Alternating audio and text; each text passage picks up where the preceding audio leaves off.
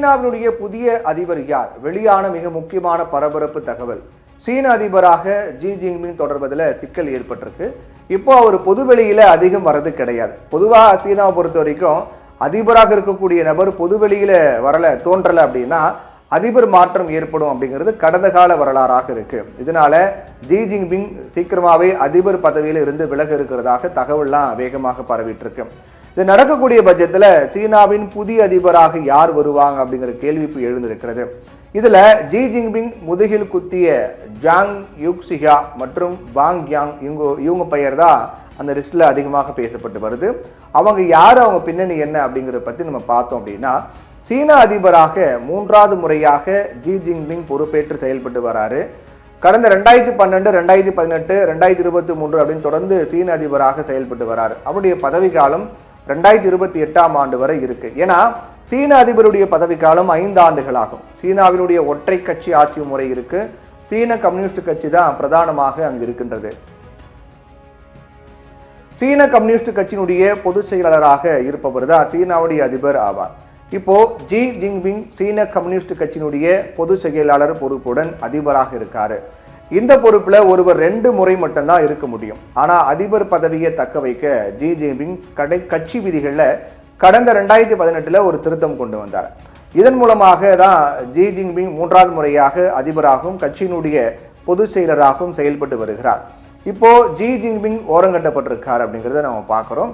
கடந்த மே மாதம் இறுதி முதல் 2 வாரம் வரை ஜி ஜின்பிங் திடீர்னு மாயமாயிட்டார். சீனாவில் அதிபர் திடீர்னு மாயமானா சீக்கிரமாகவே ஆட்சி மாற்றம் நிகழும் அப்படிங்கிறது தான் கடந்த கால வரலாறாக இருக்கு. கடந்த காலங்களில் இந்த மாதிரியான நிகழ்வுகளுக்கு பிறகு புதிய அதிபர்கள் தேர்வானாங்க. இதனால இப்போ சீனாவில் ஜி ஜின்பிங் அதிபர் பதவிக்கு முடிவு எழுதப்படுகிறதா அப்படிங்கிற கேள்வி எழுந்திருக்கிறது. இதோட சீனாவில் நடக்கக்கூடிய செயல்கள் ஜி ஜின்பிங்கை ஓரங்கட்டக்கூடிய வகையில தான் இருக்கு. இதனால சீக்கிரமாவே புதிய அதிபர் தேர்வு செய்யப்படலாம் அப்படிங்கிற தகவல் பரவிட்டு இருக்கு. ஒருவேளை ஜி ஜின்பிங் அதிபர் பதவியிலிருந்து விலகக்கூடிய பட்சத்தில் அந்த பதவிக்கு 2 பேருடைய பெயர்கள் ஏற்கனவே சொன்ன மாதிரி முன்னிலையில் இருக்கின்றது. அதுல முதல் இடத்துல இருப்பவர் தான் மத்திய இராணுவ கமிஷன் துணை தலைவரான ஜெனரல் ஜாங் யுக்சியா. இவர் ஜி ஜின்பிங்கினுடைய தீவிர ஆதரவாளராக இருந்தார். ஜி ஜின்பிங் முதலாக அதிபராக இவர் பெரும் பங்கு வகித்தார். இதனாலதான் ஜாங் யுக்சியாவிற்கு முக்கிய பொறுப்பு வழங்கினார் சீன அதிபர். அதோட ஜி ஜின்பிங் நாட்டில் இல்லாத போது ஜாங் யூசியா கட்டுப்பாட்டில் தான் சீனா செயல்படும். இப்போவும் அவர் கட்டுப்பாட்டில் தான் சீனா இயங்கி வருவதாக சொல்லப்பட்டு வருது. இந்த நிலையில தான் இப்போ ஜாங் யூசியாவிற்கு அதிபர் பதவியின் மீது ஆசை வந்திருக்கிறதாக சொல்லப்படுது.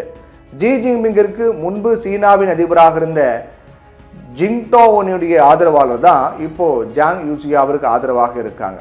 இதனால ஜி ஜின்பிங்கை விட ஜாங் யுக்சியாவினுடைய கைதான் அதிகமாக ஓங்கி இருக்கு அப்படின்னு இருக்கு. ஏற்கனவே ஜி ஜின்பிங்கினுடைய ஆதரவாளர்கள்கிட்ட இருந்து பல்வேறு பதவிகள்லாம் பறிக்கப்பட்டன.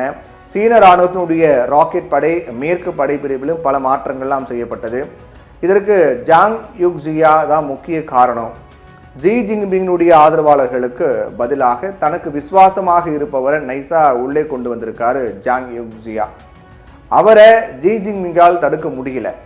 ஜாங் யுக்சியாவை அடுத்த அதிபராக கொண்டு வர முன்னாள் அதிபர் ஜிங்டாவினுடைய ஆதரவாளர்கள்லாம் தீவிரமாக ட்ரை பண்ணிட்டு இருக்காங்க.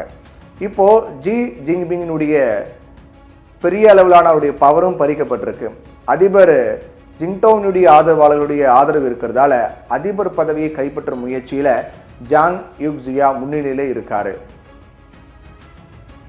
இன்னொரு பக்கம் இந்த லிஸ்ட்ல 2வது இடத்துல இருக்கிறது தான் அவருடைய பெயர் என்னன்றதை பார்க்க போறோம். தொழில்நுட்ப வல்லுநராக இருக்கக்கூடிய வாங் யாங். இவர் ஜி ஜின்பிங்கினுடைய செல்லப்பிள்ளை அப்படின்னு சொல்லப்படுது. அதாவது தன் கிட்ட இருந்த அதிபர் பதவியை பிடுங்கப்படும் பட்சத்தில் தன்னுடைய ஆதரவாளரான வாங் யாங்கை அதிபர் பதவியில் அமர வைக்க ஜி ஜின்பிங் முடிவு பண்ணியிருக்காரு. இதன் மூலமாக வாங் யாங்கை அதிபர் பதவியில் வைத்துக்கொண்டு மறைமுகமா அதிபராக செயல்பட ஜி ஜின்பிங் முடிவு பண்ணியிருக்காரு. இதற்கான வேலைகளில் அவர் இறங்கியிருக்கிறதாக சொல்லப்படுது. அதோட தன்னை மாதிரியே கொள்கை கோட்பாடுகளில் உறுதியாக இருக்கும் நபராக வாங் யாங்கை ஜின்பிங் பார்க்கிறார்.